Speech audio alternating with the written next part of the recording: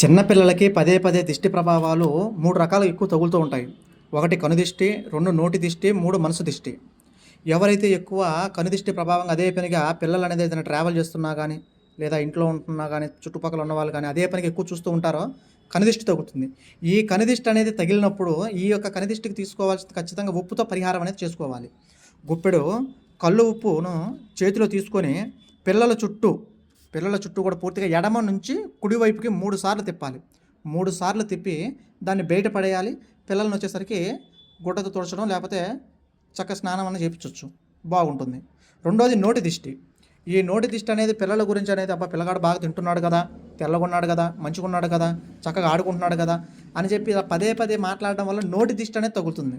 నోటి దిష్టి తగిలినప్పుడు ఎండు మిరపకాయల దిష్టి తీయాలి.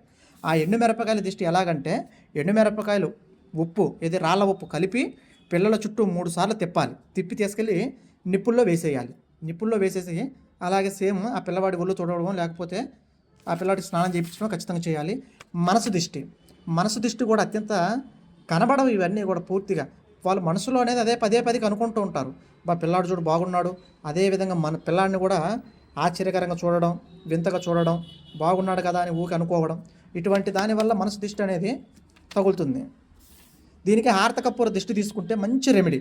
హారతకర్పూరం వెలిగించేసి పిల్లల మీద నుంచి 3 సార్లు దిష్టి తీసేసి హారతకర్పూరం కూడా ఒక నిమ్మకాయ తీసుకొని నిమ్మకాయ మీద పట్టి వెలిగిస్తే ఇంకా బాగుంటుంది.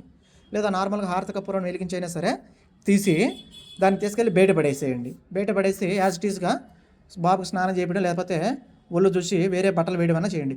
ఎక్కువ పిల్లలకి దిష్టిలు ఎందుకు తగులుతాయనంటే వీళ్ళలో పాజిటివ్ ఎనర్జీ అనేది ఎక్కువ ఉంటుంది. పాజిటివ్ ఎనర్జీ ఎక్కువ ఉండడం వల్ల నెగిటివ్ ఎనర్జీకి సంబంధించిన వాళ్ళు ఎవరైనా చూసినా సరే ఇప్పుడు ఎలాగ బయటికి అనేది ఒక చొక్కా వేసుకొని వెళ్ళినప్పుడు బాగా ఎండ కొడితే ఎలా ఒళ్ళంతా మంటలు వచ్చేస్తుంది. అదేవిధంగా చిన్నపిల్లలకి కూడా కొన్ని విశేషాల్లో కొంతమంది నెగిటివ్గా బాగా చూడడం వల్ల వాళ్ళ చుట్టూ ఉండే పాజిటివ్ ఎనర్జీస్ ఏవైతే ఉంటాయో అవి అనేది ఇరిటేషన్ కింద మారిపోతుంది. వాళ్ళకి ఆ నెగిటివ్ మొత్తం కూడా పూర్తిగా అది కంటికి కనబడేటివి కావు. ఎక్కువ పోరు పెట్టుకునేటప్పుడు చెదర పెట్టుకునేటప్పుడు ఈ పనులు చేయండి. మంచి రెమెడీస్ అనేది ఖచ్చితంగా కనబడతాయి. ముఖ్యంగా ఈ రోజులలో అందరికీ తెలిగేది ఈ ఒక కనుదిష్టి నోటి దిష్టి 2 ప్రభావాలు. మిగతా బాలగ్రహ ప్రభావాలు అవన్నీ తర్వాత సంగతి అయితే కనుదిష్టి ప్రభావం ఈ నోటి దిష్టి ప్రభావం అనేది చాలా శక్తివంతం. చాలా పిల్లలకి తగులుతూ ఉంది. నేను చెప్పిన ఈ రెమెడీని చేసుకుంటే మంచి ఫలితాలు అనేది ఖచ్చితంగా ఉంటాయి.